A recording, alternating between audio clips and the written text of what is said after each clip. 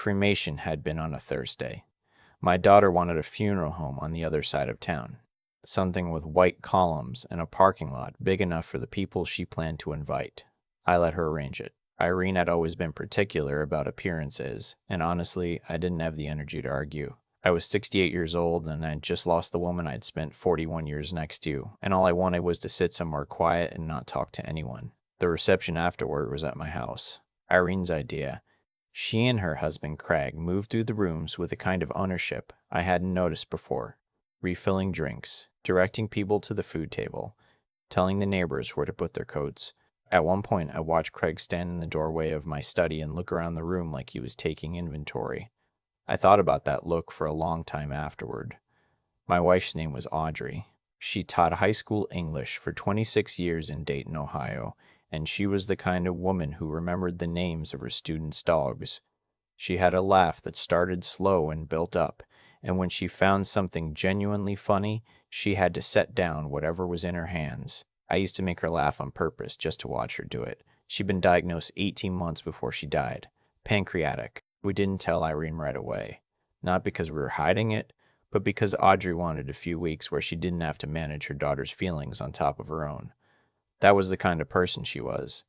Even sick, she was thinking about everyone else's comfort first. When we did tell Irene, she cried, which was expected. Then, about 2 weeks later, she and Craig came to dinner, and Craig mentioned very casually that they'd been talking to a financial planner. Just to make sure everything is set up properly, he said, for when the time comes. I remember Audrey put her fork down very gently. She didn't say anything. She just looked at Craig for a moment, then looked at me, and then she picked her fork back up and changed the subject to something about their dog. That night, after they left, she sat at the kitchen table with a yellow legal pad and started writing things down. I asked her what she was doing. She said she was thinking. I asked if she wanted company. She said not yet. She spent the next several months being very, very thoughtful. I didn't know the full extent of it until much later. In the weeks after the cremation, Irene called every day. I understood she was grieving too, and I tried to be patient. But the calls had a shape to them. They started with, "How are you, Dad?" and moved fairly quickly toward the house. Did I need help managing it? Had I thought about whether it made sense for one person to be in a 4-bedroom house alone? Had I considered that Craig's commute would be much shorter from this neighborhood? I hadn't considered that last one, no. Then one Sunday, she and Craig came over, and Craig brought a manila folder. Inside were some printed pages from a real estate website. Comparable homes in the area, recent sale prices. He set it on the kitchen table between us like it was a gift. "The market's good right now," he said. "You could get a lot for this place." "And go where?" I asked. "There are some really nice independent living communities," Irene said. She said it carefully, like she'd rehearsed it. "Not nursing homes, Dad. Nice places. Active adults. Pools, activities. I swim in my own backyard," I said. There was a pause. "The pole maintenance alone costs you," Craig started. "I know what it costs me," I said. "It's my pool." Irene reached across and put her hand over mine. "We're just worried about you." I looked at her hand on mine, and I thought about Audrey at the kitchen table with her legal pad. I thought about what she'd been doing all those months when I thought she was just thinking. "I appreciate that," I said. "I need some time." What Craig and Irene didn't know, what no one knew except me and a lawyer named Dwight, who'd been Audrey's college friend and now practiced estate law in Columbus, was that Audrey had not spent the last 18 months being resigned to anything. She had spent them being prepared. Audrey had written 4 novels. She published them quietly, under a pen name, starting about 12 years ago, when she was still teaching. She never made a big thing of it. I knew, of course. I'd read every draft of every one of them, sitting up late at the kitchen table while she waited across from me pretending to grade papers. The books found a modest readership at first, then a bigger one, and by the time she was sick, they had been translated into 11 languages, and one of them had been optioned for television. The royalties came in quarterly. The previous year they had totaled just over $220,000. Irene didn't know about the pen name. She knew her mother had written something, the way you know a relative crochets, vaguely without detail. Audrey had never brought it up, but neither had I, because it was hers, and she was particular about it. What I also didn't know, until Dwight called me 3 weeks after the cremation, was that Audrey had restructured everything. The royalty income had been placed into a trust. My trust, structured so that it passed to me directly and was not part of the general estate that would eventually flow to Irene. The pen names publishing contracts, the foreign rights, the TV option, all of it was held by an LLC that Audrey had set up 2 years ago. Dwight had helped her do it quietly, methodically, during a period when Irene thought her mother was going to physical therapy twice a week. She was going to physical therapy once a week. The other appointment was Dwight's office. She was very organized, Dwight told me on the phone. He had a careful, measured voice, the kind that doesn't show much, but I thought I heard something in it. Respect, maybe. She wanted to make sure you had options. I sat in the kitchen for a long time after that call, just looking out the back window at the pool. It was October. The leaves were coming down. I'd need to close it up soon. Audrey had also. I learned from a separate envelope Dwight mailed me, left me a letter. I won't share all of it. Some of it is just between us. But she wrote near the end, I know our daughter loves you. I also know that Craig sees a balance sheet when he looks at our life together. I don't want you to be managed, sweetheart. You've spent 40 years being the most capable man in any room. Don't let anyone convince you otherwise just because you're grieving. I read that part 4 times. Then I got my car and drove to the hardware store and bought what I needed to close up the pool for winter, because that was a thing I knew how to do, and I wanted to do something with my hands. The calls from Irene continued. Craig started coming with her on Sunday visits, which he hadn't done before. He was pleasant in the careful way that people are pleasant when they want something. He asked about my finances with what he must have imagined was subtlety. Did I have a financial advisor? Had I looked into whether the house might be better as a rental? What were my plans long term? My plan is to live in my house, I said. Of course, he said. Of course, he said. Of course, we just want to make sure you're not overwhelmed, I suggested. Yes, he said, seeming grateful for the word. I'm not overwhelmed, I said. Thank you for lunch. In January, Irene asked me directly whether I'd consider putting the house in her name for tax purposes. She had a whole explanation ready. Something about stepped-up basis and estate planning. Craig had clearly coached her on it. She said it wouldn't change anything, practically. I'd still live here. Nothing would change. It was just a paperwork thing. I told her I'd think about it. That night I called Dwight. Is that legal? I asked. The transfer itself would be legal, he said. What she's describing would essentially give her legal ownership of the house while you retain residency. The issue is that residency without legal ownership has no formal protection. If circumstances changed, if she decided she wanted me to leave, I said. A pause. For example, he said. What would you recommend? I'd recommend, Dwight said slowly, that you let me send you some documents to review. Audrey and I discussed a few contingencies. She had some thoughts. Of course she did. 2 weeks later, I had a full picture of what Audrey had actually arranged. The house in Dayton was in my name, had always been in my name, and nothing Irene had described would benefit me in the way she'd implied. Dwight had already drafted language that would hold the property in irrevocable trust during my lifetime, naming a different beneficiary of my choosing for afterward. He also told me gently that Audrey had left a specific note about this possibility. She had written, if anyone asks you to sign the house over for tax reasons, call Dwight first, then think about whether you'd like a change of scenery. Attached to the note was a deed, not to the Dayton house, to a piece of property in Vermont, a house on 11 acres outside a town called Hartwell, 40 minutes from Burlington. Audrey had bought it 8 years ago with royalty money, paid for it outright, and spent years having it slowly fixed up by a local contractor named Bud, who apparently knew Audrey from a writer's retreat she'd attended there and had kept the whole thing quiet because she'd asked him to and because he was, by all accounts, a man who knew how to keep his mouth shut. I'd been there once, actually. We'd taken a drive up that way in the fall, something like 10 years ago, and she'd slowed the car near a dirt road that turned off toward the mountains and said, "Isn't that something?" And I had agreed that yes, the foliage was beautiful, and then we'd driven on.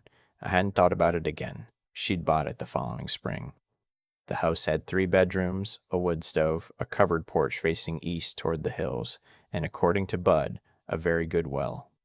The property taxes were manageable. There was a general store in town 8 minutes away, a library, a small hospital, 20 minutes out. The nearest city was Burlington, which had an airport and everything else a person might need. I sat with the deed for 3 days. On the fourth day, I called Irene and told her I'd thought about what she and Greg had suggested and that I'd decided to do something different. I told her I was going to deed the Dayton house to her. She went very quiet. "You're serious," she said. "I am," I said. "It's a good house. It deserves to be used properly. You and Craig can decide what you want to do with it." She asked if I was sure. She asked if I'd talked to anyone. She asked twice whether I understood what I was doing. "I've had a lot of time to think," I said. Craig called me an hour later, warmer than he'd been in months. He asked if there was anything he could do to help with the transition, any way to make things easier.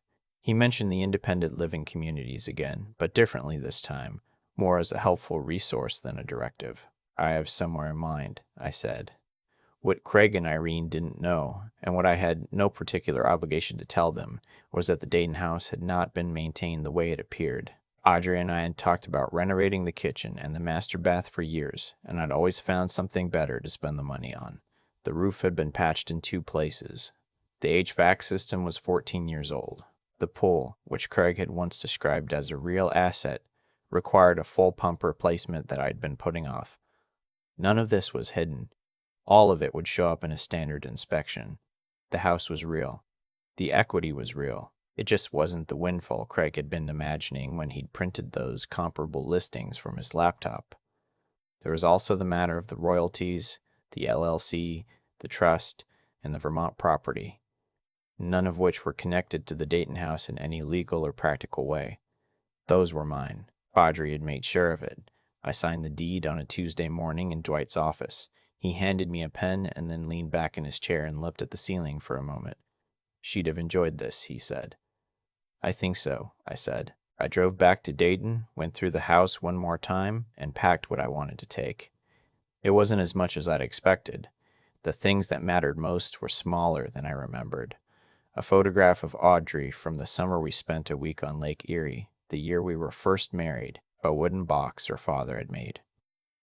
My good cast iron pan, her handwriting on the legal pad she'd left in the kitchen drawer, a list of things she wanted me to remember to do, practical things, oil changes, and dentist appointments, and called Dwight, written like she'd be there to remind me if I forgot. I took that too. I got to Hartwell on a Friday, late afternoon. October again, almost exactly a year after I'd closed up the pool for the last time. Bud had left a key under the mat and a handwritten note on the kitchen counter saying the wood stove had been serviced, and there was a cord and a half of wood stacked behind the barn if I needed it. He'd also left a 6-pack of a local ale in the refrigerator, with a sticky note that said, "Welcome home." I stood in the kitchen for a moment. It smelled like wood smoke and old pine floors and something faintly sweet I couldn't identify. The windows faced west and hills were going gold in the late light. That particular Vermont October gold that looks like it shouldn't be a real color. I put the kettle on. There was a writing desk in the study, a real one, solid maple, that Audrey must have brought up here at some point. On top of it was a small frame photograph I hadn't packed. It had been here already. It was the 2 of us from a long time ago, maybe 1989, standing in front of a car I'd forgotten we owned, squinting into the sun somewhere. I don't remember who took it. I sat down in the chair behind the desk and looked at it for a while. My daughter called that evening. She and Craig had gone to look at the house and had some questions about the HVAC system. I answered the questions honestly. Craig mentioned a roofing estimate he'd gotten, and I said yes. The roof had been patched a couple of times, as I'd mentioned when we talked. He said he didn't remember that coming up. I said it must have slipped through. "Where are you now?" Irene asked. "Vermont," I said. A silence. "Vermont," she repeated. "It's beautiful this time of year," I said. "The foliage." She asked what I was doing in Vermont. I told her I'd bought a place a few years back, a little house in the hills, and that I'd always planned to spend some time here. She asked when I'd bought it. I said I'd have to look it up. "Dad." "I'm fine," I said. "I'm really fine. The house needs some work, but that's all right. There's a good contractor in town." She was quiet for a moment. Then she asked if I was lonely. It was the first question she'd asked in a long time that wasn't about the house or the finances or my plans. It sounded like her, the real her, the daughter I'd taught to ride a bike in the driveway of that Dayton house 20 years ago. Not yet, I said, and that was honest. Ask me again in the spring. We stayed on the phone a little longer. I told her about the wood stove and the cord of wood and the general store in town. She told me about the dog, some small thing they'd gotten in the summer that she hadn't mentioned and I hadn't known about. We talked about Audrey for a few minutes, carefully, the way you do early on.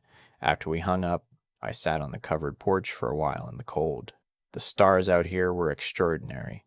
No ambient light for miles. I sat until I got too cold, then went inside and got the wood stove going, which took me 3 tries and then worked exactly the way it was supposed to.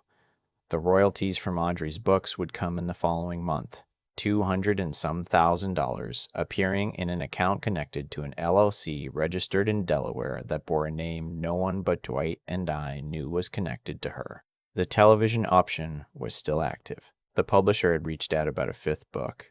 There were notes, apparently drafts, a nearly finished manuscript that Audrey had left with clear instructions about whether and how it could be completed. She had left instructions about nearly everything. I thought sometimes about what it must have cost her to spend those months planning instead of just being sick. Thinking about me, about logistics, about Dwight and deeds and LLCs, when she had every right to just be tired and scared and not take care of anyone. But that was who she was. She was thorough. She was quiet about the things that mattered. She did not announce herself. I understood her a little better now. In this house she'd furnished without me seeing it. On this land she'd walked without me. Looking at these hills she'd looked at while I thought she was getting her shoulder work done twice a week. She had been here. She had been here for years, in the small, steady way she did everything. And she had brought me here, in her way, at exactly the right time. I made tea and brought it out to the porch and watched the dark hills for a while. Then I went inside, found the legal pad in the bottom of my bag, and added a few things to her list that I thought she would have wanted me to remember. I've thought a lot about what Audrey was actually doing during those months when I thought she was just being sick. She was being deliberate, quietly, without any announcement, without asking for credit or comfort. She was building something that would outlast her, not just the trust, not just the Vermont property or the LLC or the royalties.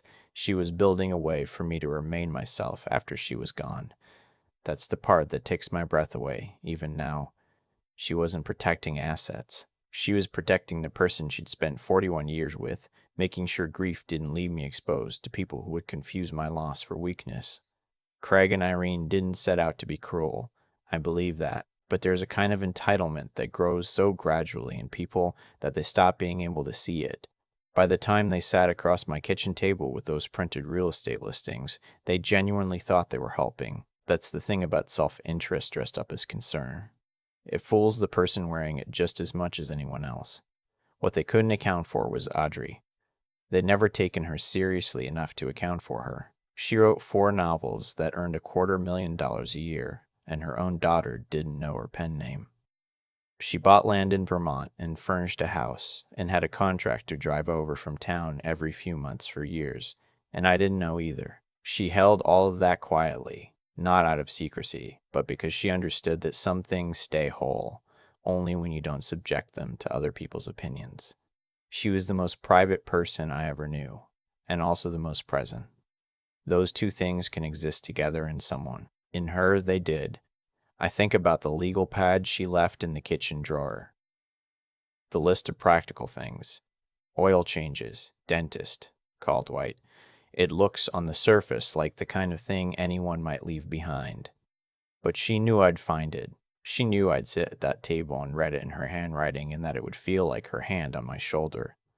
She was thinking about what I would need in the specific, ordinary moments that grief makes unbearable. Not the big ones. The Tuesday mornings. The quiet Sundays. That's wisdom. Not the kind you read about, but the kind that lives in the details of how a person treats someone else every day for 40 years. I'm not a person who believes that things work out the way they're supposed to, necessarily. I've seen enough of life to know that outcomes don't always match effort or intention, but I do believe that how you choose to act, steadily, honestly, without cruelty, without performing generosity, you don't feel, as a way of compounding over time into something real. Audrey's choices compounded into 11 acres in Vermont and a maple writing desk, and a note that said, "Don't let anyone convince you otherwise just because you're grieving."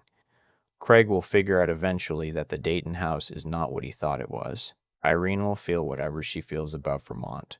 I can't control that, and I don't spend much time trying to. What I can do is get the wood stove going in 3 tries instead of 5.